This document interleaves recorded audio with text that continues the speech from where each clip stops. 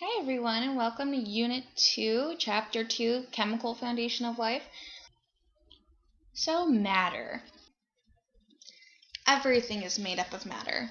Anything that has a mass and takes up space is made of matter.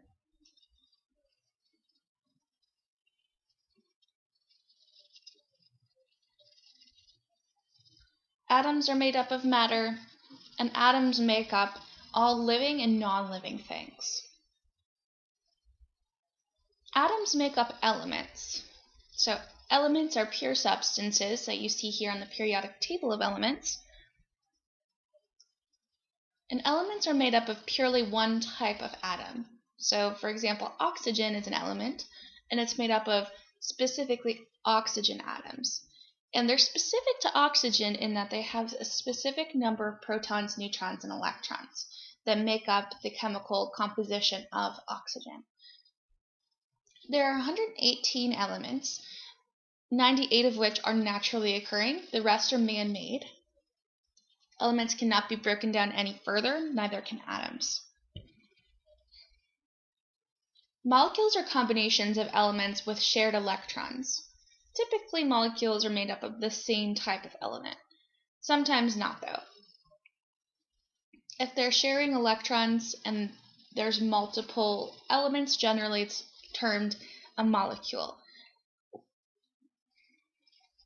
Water is a molecule. H2O is a molecule. Oxygen, when it's breathed in and out of the body, is seen in its molecular form, O2. Carbon dioxide is also considered to be a molecule, as CO2.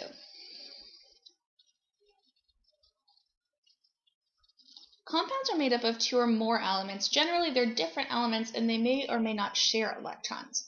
One good example of a compound is sodium chloride, NaCl. So it's made up of two different types of elements, and that's made up of an ionic bond. So we'll talk about different types of bonds later, but the type of bond is determined by whether or not they share electrons, or if they donate or accept an electron from a different element. So in compounds, generally not sharing electrons, but sometimes they do. So one way to look at this is by doing an analogy of an ice cream shop. So atoms are the smallest amount of ice cream that you can be sold at an ice cream shop. So a scoop. Molecules are if you have more than one scoop of ice cream. A compound is more than one scoop but of different flavors. So you can kind of think about it like that.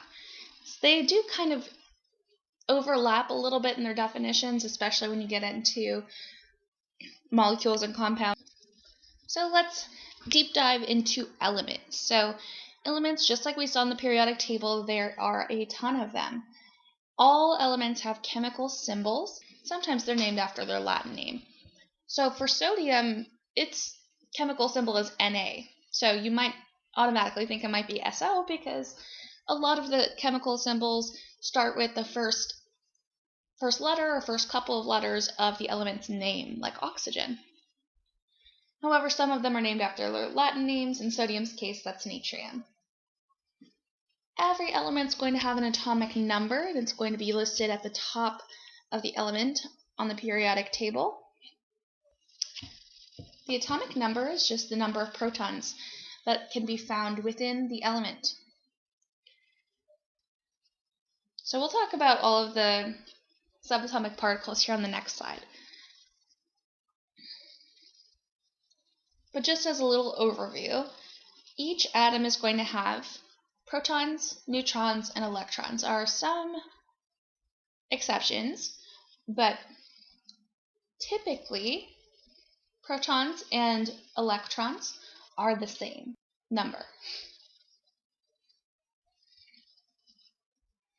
So if you look at the atomic number, not only does it tell you the amount of protons that an element has, but you can also then deduce what number of electrons an element has. The mass number will be here at the bottom of the element. So in oxygen's case, it's 15.999. I know you're thinking, why don't they just round up? I don't know. That's chemists for you. So the mass number is the amount of protons and neutrons that an element has.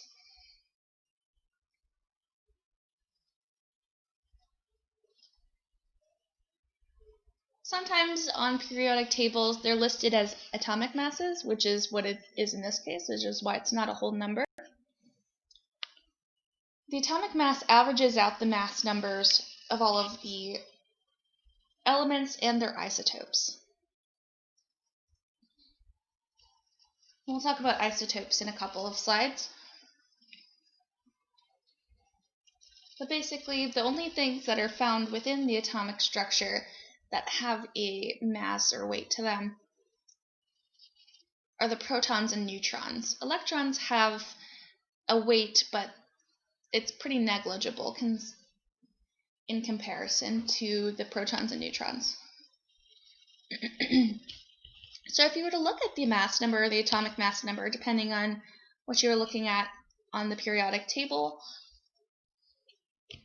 you would be able to figure out how many protons, how many neutrons, and how many electrons that each element has. You could look at the atomic number for the number of protons. That will also tell you the number of electrons.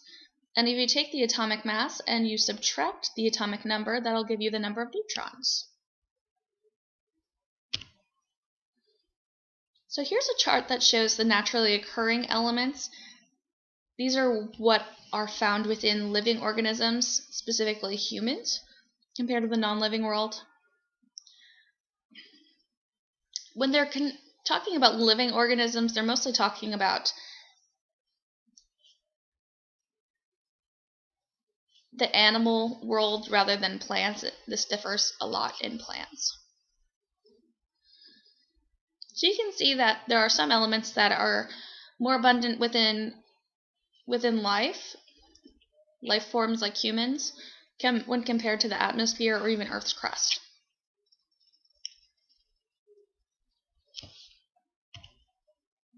So let's look at that atomic structure. So this is what an atom would look like. In the middle of the atom, there's a nucleus, and that's where the neutrons and protons are found. Notice that they are substantially bigger than the electrons that are found surrounding the nucleus. The electrons are generally found within electron shells, if seen in a 2D diagram such as this. But when you look at it in a 3D model, the electrons are forming an actual cloud surrounding the nucleus, and they're actually moving in at a very rapid speed. The more rapid that these electrons are moving, the more that they're going to want to interact with other elements.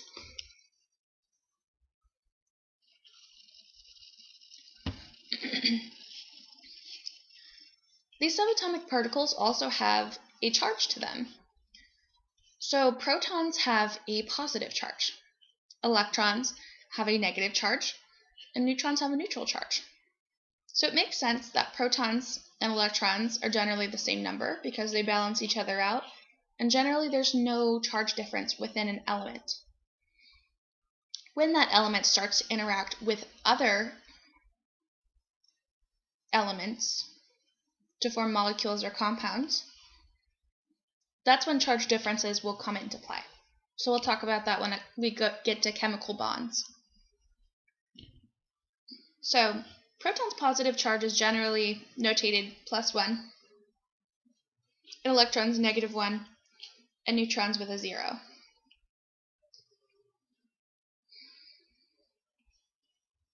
And you can see here that protons and neutrons generally have a similar mass, but electrons have a negligible mass in comparison.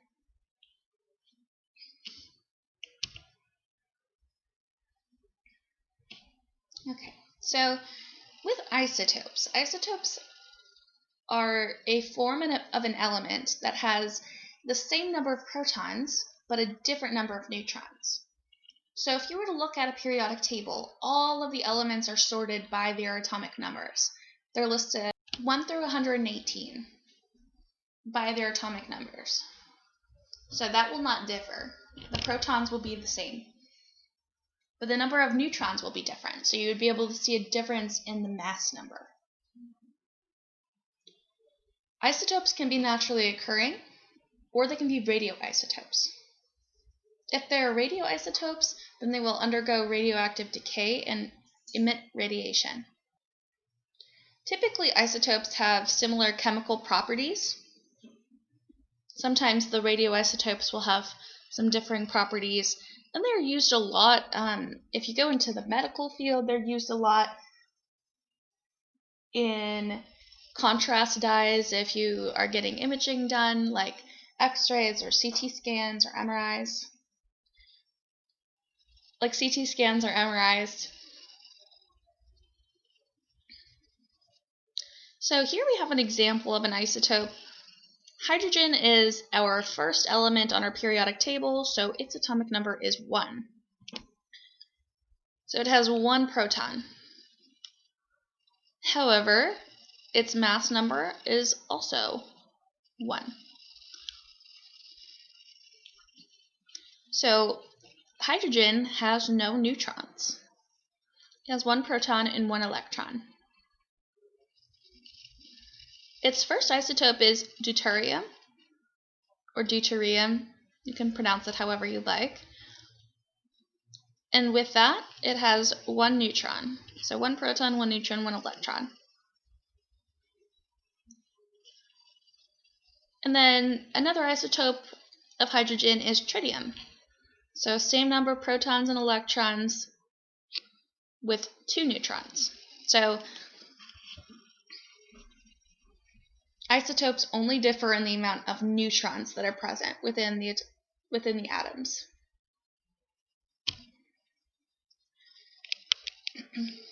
So radioisotopes and radioactive decay have some implications with carbon dating. It would be really cool for a paleontologist if there were carbon dating apps, but I think people might get the wrong idea. So for carbon dating, when an organism dies, its carbon that it's composed of undergoes decay, and it becomes nitrogen-14. Radioisotopes have a half-life. So the half-life is the time it takes for half of the isotope to degrade. So paleontologists and archaeologists are able to use this carbon dating in order to figure out when something died. So we're able to date back when certain things were alive and roaming around the world. So this is used greatly in paleontology. Pretty interesting stuff. So here we're looking at a periodic table again. So you can see that they are arranged by their atomic numbers here in the upper left-hand corner. All periodic tables look a little bit different, but the atomic number will always be within the elements box and before the chemical symbol.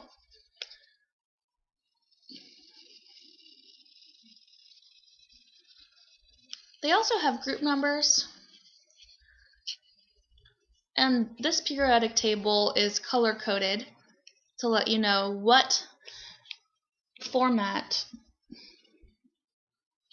what state of matter these are in when they're in their natural states. So most of this orangish color are the metals. We're not going to go heavily into this. If you end up taking chemistry, you'll learn a lot about that. Most of these elements are also reactive. One of the groups that are not chemically reactive is group number 18. This whole row along the right-hand side, it's known as the noble gases. They are non-reactive or inert.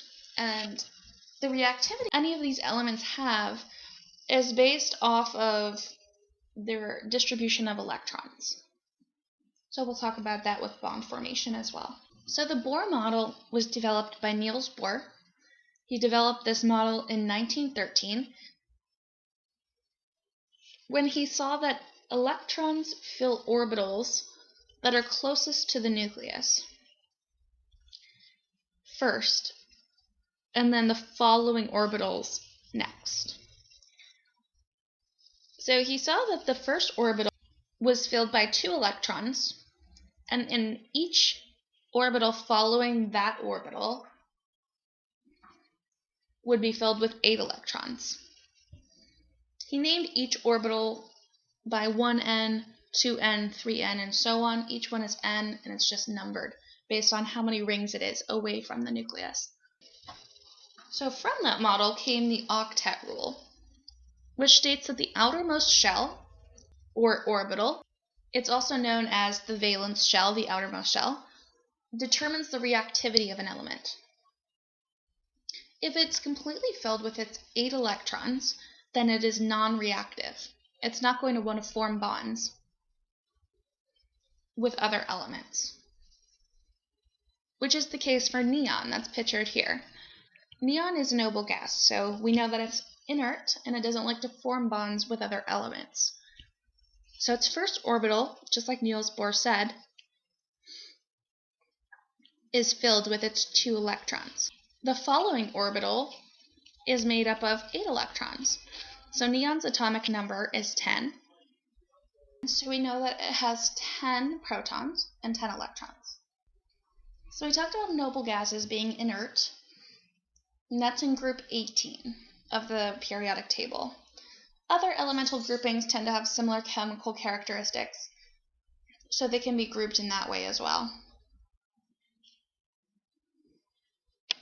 After the Bohr model, chemists started to look at these chemical orbitals, and this was necessary because the Bohr model doesn't account for the spatial positioning of electrons. These electrons are not just in a linear line around this cloud, in this cloud surrounding the nucleus. They behave both like particles and waves. They have different subshells, S, P, D, and F. S is a spherical subshell, and it only contains 1 orbital. So we remember that in the Bohr model, each shell from the nucleus and outwards was numbered by n's. So 1n is the shell that's closest to the nucleus. So 1n has 1 s orbital, and it can contain 2 electrons. So just like Bohr said, 2 electrons are in the innermost shell. But in this format, it's also telling you that that orbital is spherical. 2n, the next subshell outwards, has 1 s orbital and also 1 p orbital. That contains 8 electrons.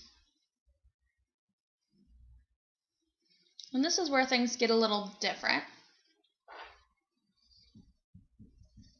3n has 1 s orbital, 1 p orbital, and 1 d orbital, and contains 18 electrons. So this is accounting for more than just the shells at this point that Bohr said in his model. It's talking about the format of the electron cloud that's surrounding the nucleus. 4n then would have 1 s orbital, 1 p orbital, 1 d orbital, and 1 f orbital. And that can contain 32 electrons. So let's give a couple of examples so that you know kind of what this entails. So looking at it in this model brings up the topic of electron configuration. So in this model, generally, you can write out what electrons are in which orbitals instead of drawing them out in those diagrams like in the Bohr model. So one example would be lithium. Lithium has the atomic number 3, so it has 3 protons, 3 electrons. So in its innermost shell, 1n, those 2 electrons will be filled. So we can say 1s and then 2, superscript 2. So then we still have 1 electron to fill. So we go to the next shell, 2n. So 2n has one s orbital, one p orbital, 8 electrons can fill it. So far we have 1s2, the most 2 electrons, and then 1 electron will be in this 2n shell. So we would say 1s2, 2s1. That way we can know which s orbital we're talking about. We use the number from the beginning of the shell.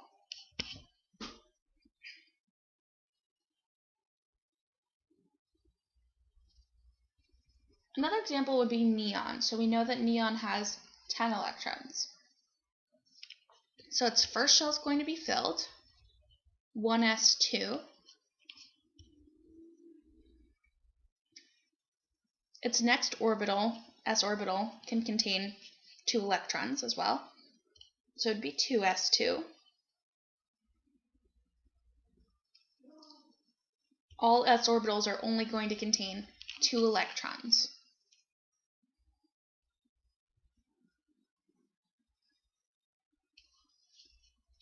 And then the p orbital will have 6. So 2p6.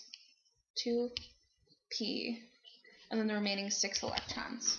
So our electron configuration for neon is 1s2, 2s2, 2p6. That accounts for all 10 electrons. And because that outer shell is filled, that fulfills the octet rule and tells us that neon is not going to be reactive with any other elements.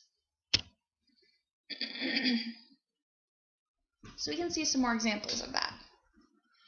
Hydrogen has 1 electron. So we would say 1s1, and that innermost shell is not filled. Helium has 2 electrons because its atomic number is 2. So its innermost shell will be filled, 1s2. We did lithium already. Nitrogen's atomic number is 7. Therefore, it has 7 electrons. So its electron configuration would be 1s2, 2s2, 2p3. Carbon's atomic number is 6.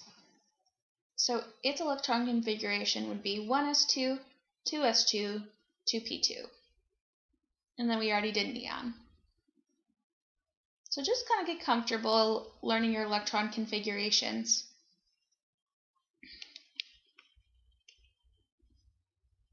You certainly won't have to memorize any of these, but it is good to get practice. So we said that chemical reactivity has to do with these elements wanting to form bonds with other elements. As we know, noble gases are inert, and so they don't want to form bonds with others. When bonds are formed, there are reactants that turn into products. So when forming water, you have 2 hydrogen atoms and 1 oxygen atom. And they form together to form water, which is a molecule. That's why it's called H2O. There's 2 H's and 1 O.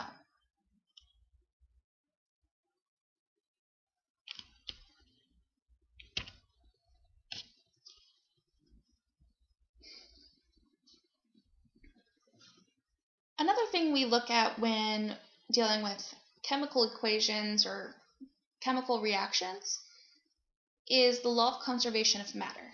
So that law states that the number of atoms before and after the reaction should be equal. Nothing is created or destroyed.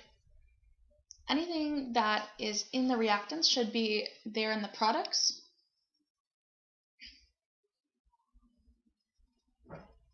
So it's kind of a cool concept if you think about it, because anything that was here as dinosaurs, those atoms that made up those dinosaurs are still around today. They've just been reconfigured and transferred into something else. So when we look at chemical reactions, the number of each reactant should be represented in the products. So in this case, we have hydrogen peroxide breaking down into water and oxygen. Hydrogen peroxide is H2O2. So in this case, we have 2 hydrogen peroxides. So when it's in this format, you know that you have 2 hydrogens in 1 molecule of hydrogen peroxide. So if there's 2 hydrogen peroxide molecules, then you have 4 hydrogens. Another way to do this is just to multiply the number in the subscript by the number before the reactant. So if there's 4 hydrogens as a reactant, there should be 4 hydrogens in the product, and there is.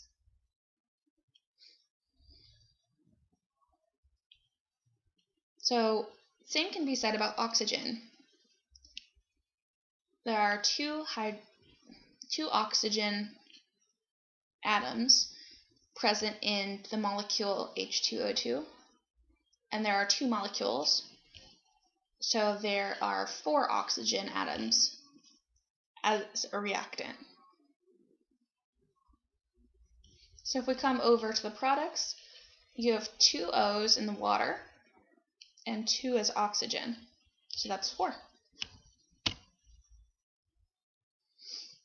Chemical reactions can also be reversible or irreversible. If they're reversible, you'll see it notated as a double-sided arrow. If they are irreversible, you'll see it notated as a one-way arrow. Reactions will always tend toward equilibrium, although they rarely reach it. There will always be a varying amount of reactants, but we always want the same amount of reactants and products.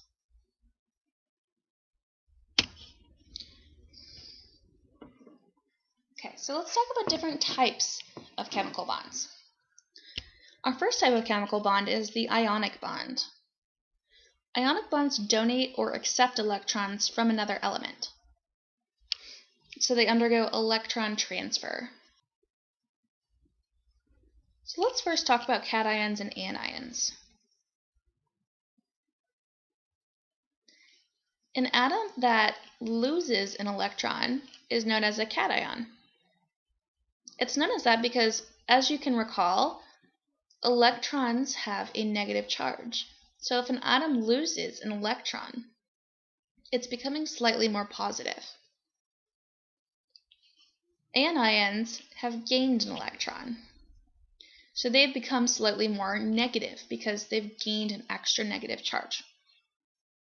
Anions tend to have an "ide" suffix. For example, fluorine becomes fluoride when it becomes an anion. And chlorine becomes chloride when it becomes an anion. Electrolytes are ions that are necessary for nerve impulses, contractions, and water balance. So it's really important because electrolyte balance in the human body is incredibly important for a lot of our vital functions. If electrolyte balance is off, it can cause a lot of issues like heart arrhythmias, muscle contractions, tetany, you name it. So like I said, ionic bonds are the donation or acceptance of electrons from another element. So let's look at an example of sodium chloride. Sodium has just 1 electron in its outermost shell.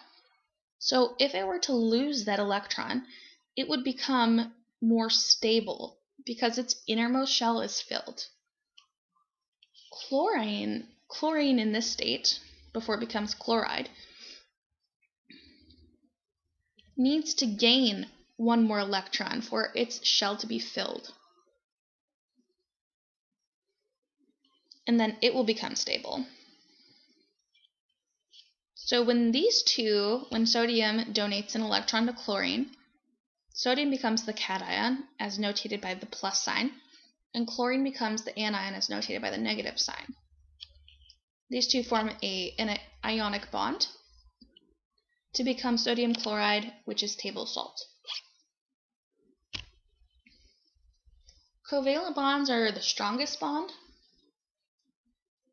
This involves a sharing of electrons. So in this case, both atoms would need 1 electron. if it were a single covalent bond. Covalent bonds can be single, double, or triple, in which case they're sharing different numbers of electrons, but nothing is donated or accepted. They're both just bonded together by this 1, 2, or 3 electrons. These are typically found in carbon-based molecules, especially like our macros like DNA and proteins. Covalent bonds can either be polar or nonpolar, and we'll talk about those. So polar covalent bonds involve the unequal sharing of these electrons. This is generally due to some electronegativity that's involved in this molecule or compound. So electronegativity is the likelihood of these electrons to be attracted to one element over another. In this case, the oxygen is more likely to have a stronger hold on these electrons than the hydrogens. So this causes a charge differential, with the oxygens being slightly more negative since the electrons are more attracted to it, and the hydrogen atoms being slightly more positive. So because there's these poles, like a magnet, where part of the molecule is positive, part of it is negative, that's called a polar covalent bond. Nonpolar covalent bonds are when electrons are shared equally. And you see things like methane, CO2, these are all nonpolar covalent bonds.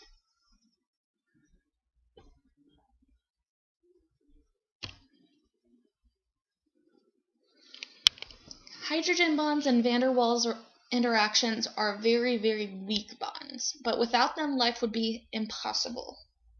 So they're responsible for a lot of the life-sustaining properties of water, its ability to form different lattice structures when in larger quantities.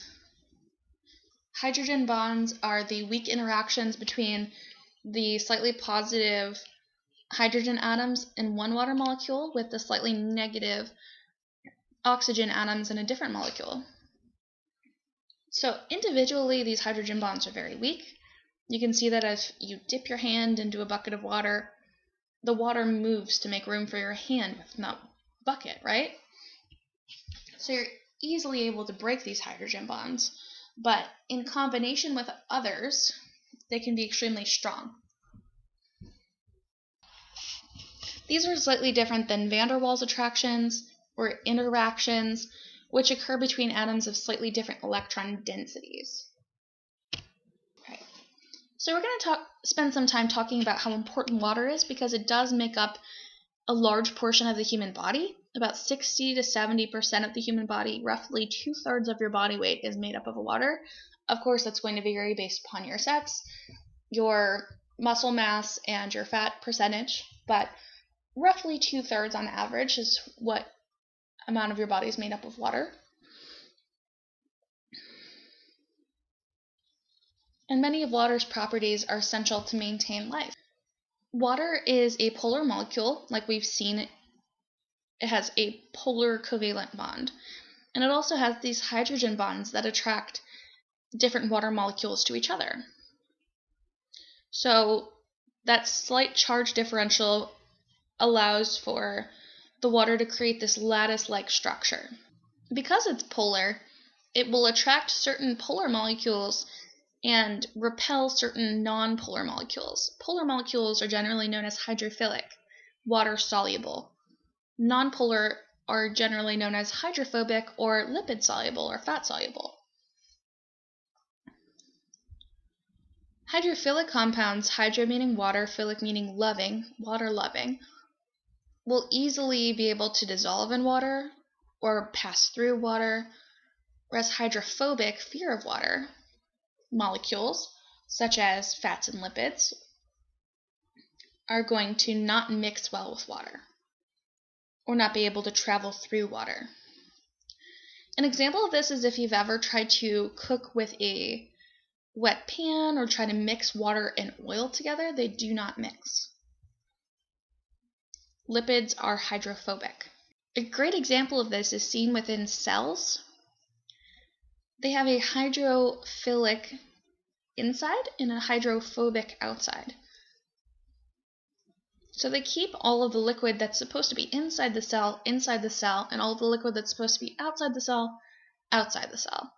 Without that cell membrane, the cell would rupture because it would be flooded with water, and we wouldn't be able to survive.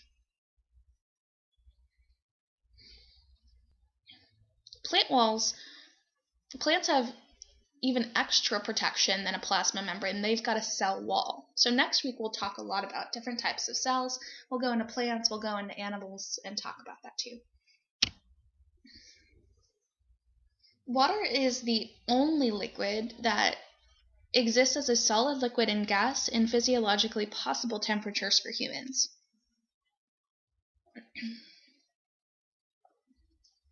The kinetic energy of water causes the bonds to constantly break and reform.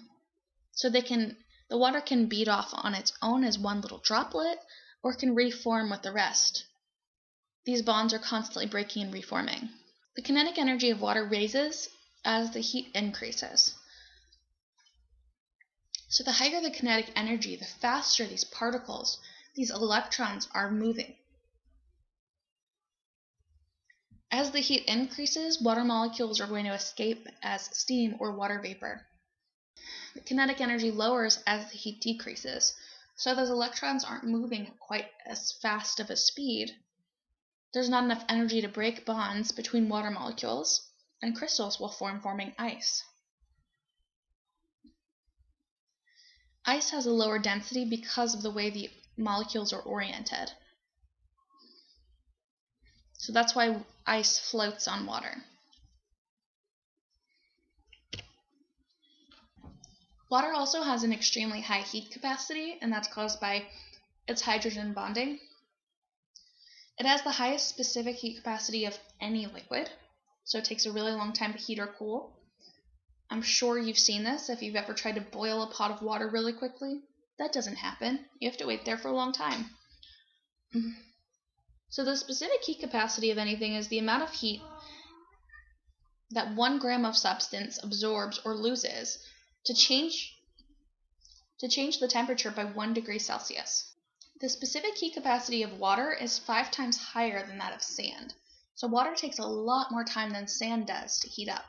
That's why if you walk on sand and it's really hot, you get to the water, it's pretty cold. This property of water is used by warm-blooded animals to disperse heat throughout the body. So since water takes a long time to heat up or cool down, it takes parts of your body that are already warm, and if you have, say, a part of your body that's rather cold, your body will shift the warmth from one area to another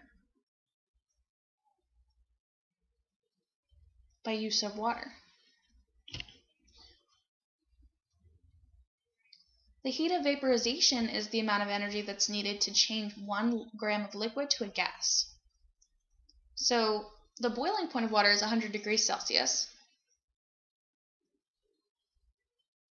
This is the point at which hydrogen bonds can be broken. At this point, surface water molecules can escape and vaporize. So heat is released, water molecules are vaporizing as water vapor, and that requires a ton of energy. Water is also known as the universal solvent because more things dissolve in water than anything else. Ions and polar molecules easily dissolve in water. When ions do dissolve in water, they tend to undergo a process called dissociation or ionization. When they break off from molecules to form ions, so when you put salt into water, the salt molecule breaks apart into its components, sodium and chloride.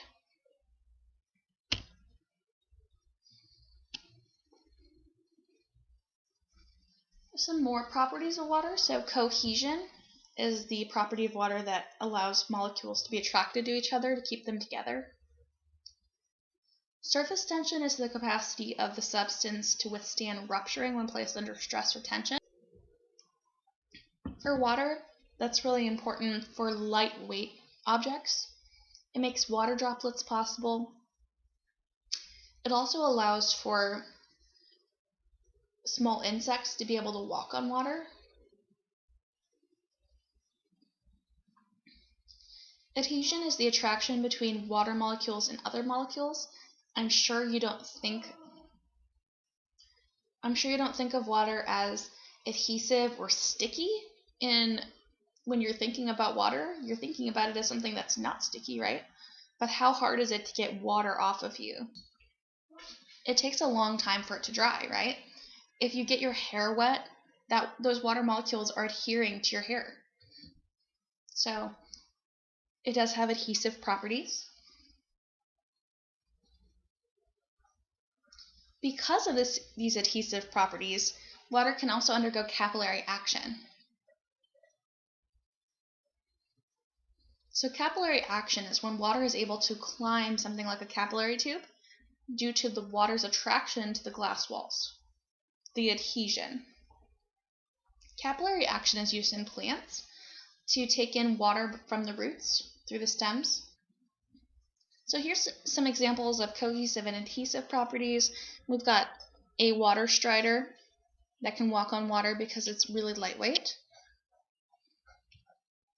due to that surface tension. It's also using some of the cohesive and adhesive properties as well. And then capillary action that's being used to take in water from the roots of a plant. Okay, so let's switch gears to pH. pH stands for the power of hydrogen and determines something's acidity or basicity. Say that 3 times fast. So if something is an acid, it increases a molecule or compound's hydrogen concentration. And if something is a base, it increases something's OH concentration. OH is also known as hydroxide. So the higher the OH concentration or hydroxide, the more basic a substance, and the more hydrogen ion concentration, the more acidic a substance. So let's look at the pH scale. First of all, did you know that the human body replaces its stomach lining every 7 to 10 days? That's because the pH of the stomach lies around 1. So stomach acid or gastric acid is more acidic than lemon juice, orange juice, black coffee.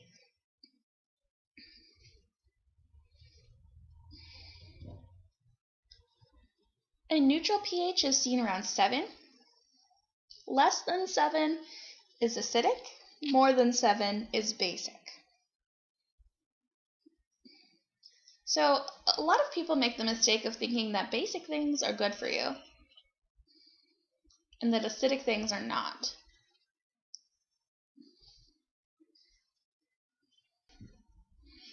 But you certainly wouldn't want to be drinking ammonia or bleach, and those are on the more basic end of the scale.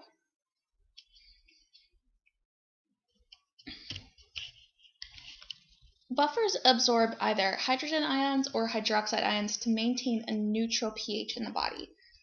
The blood pH of a person lies around 7.35 to 7.45, and any difference in either way, more acidic or more alkaline or basic, could cause many dangerous health outcomes. So it's important to have buffers in the body and also just in life. They're necessary for life to exist. You can buy buffers over the counter as antacids. Carbonic acid or bicarbonate are also considered buffers, and even carbon dioxide is considered to be a buffer.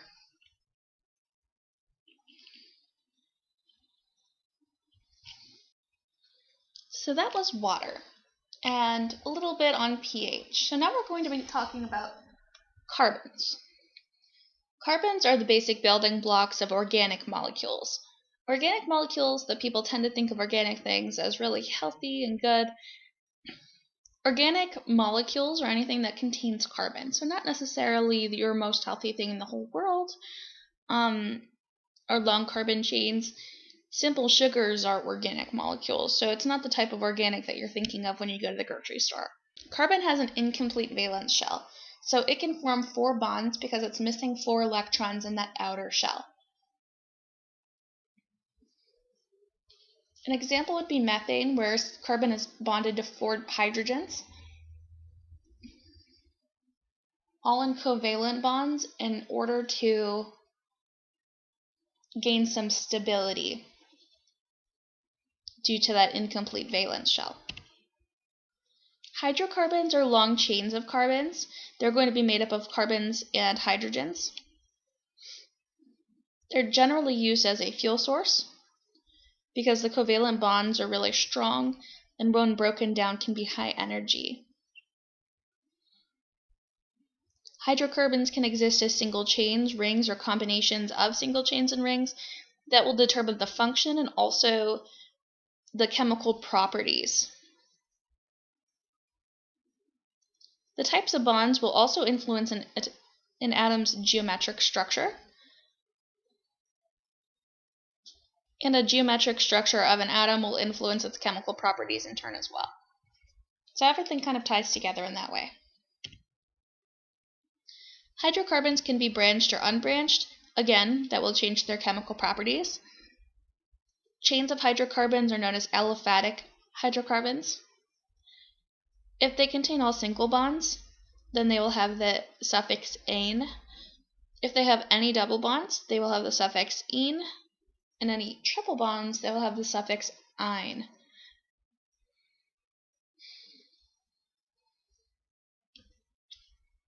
So they're named by the number of carbons, and the suffix will be determined by the number of bonds, or the type of bond within the branched or unbranched hydrocarbons. That's because the suffixes are due to the type of hydrocarbon they become, depending on their bond. So if they have all single bonds, they're called alkanes.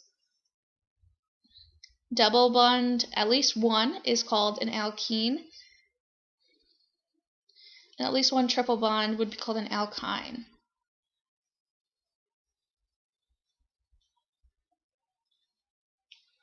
So methane is going to be a hydrocarbon that has 1 carbon, and it has all single bonds. If it had any double bonds, you could just change the name to methene or methine for triple bonds. Ethane, propane, butane, these are all named based on the number of carbons. So the suffix would just change depending on the bonds for each one. Nothing else would change. So linear chains are called aliphatic hydrocarbons. Hydrocarbon rings are called aromatic hydrocarbons. That's due to them typically having some sort of strong smell. They generally form closed rings with alternating single and double bonds. An example is benzene. It's one of the most commonly talked about aromatic hydrocarbons. Amino acids can also be aromatic hydrocarbons, cholesterol, testosterone, estrogen, very important molecules in our body. So isomers are not to be confused with isotopes. Isomers are molecules that share the same chemical formula, but they differ in the placement of the atoms or chemical bonds.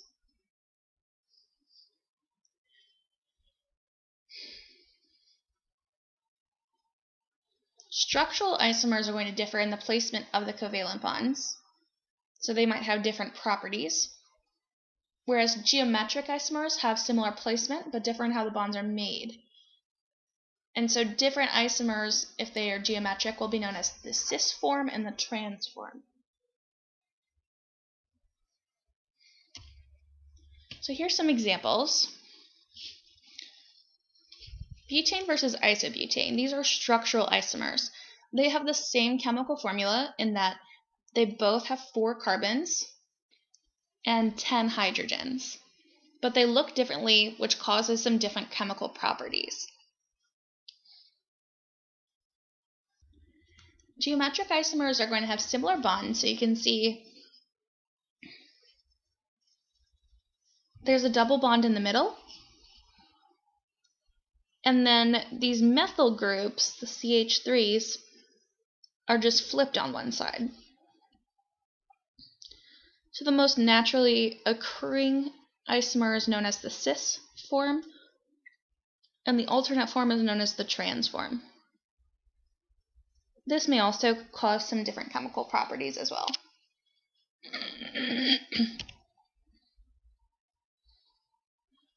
So the cis and trans form of things is really important when it comes to things like fats and oils. So in triglycerides, they can exist in cis and trans forms. I'm sure you've heard of trans fats. That's what they're referring to.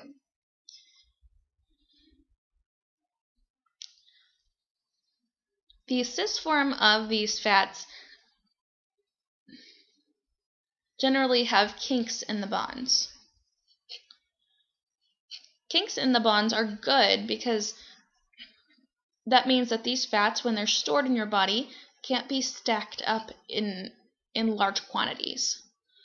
With trans fats, they continuously stack up and they can eventually clog arteries.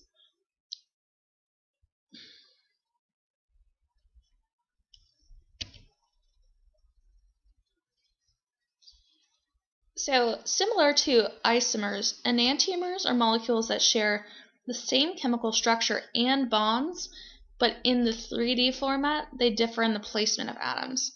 Generally, you think of these as mirror images. They're non-superimposable mirror images. When you have enantiomers, you think of them as, or they're referred to as the D and L form. That's referred to as D for right-hand side and L for left-hand side. Dextro.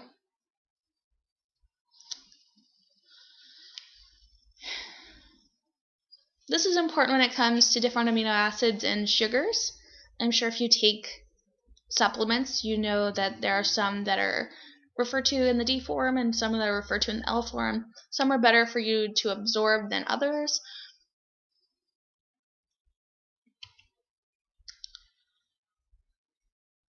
And then we have functional groups. So these are types of atoms within molecules that have specific chemical properties, and they kind of make the molecule what it is. Oftentimes they're represented as an R group.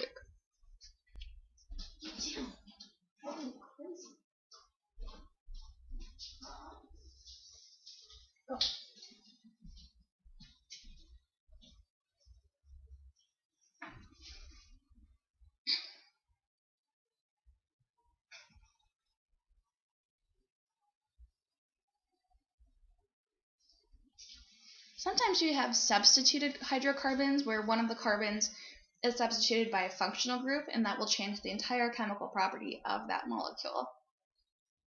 So a couple of slides ago, when I referred to the methyl groups, those are a functional group.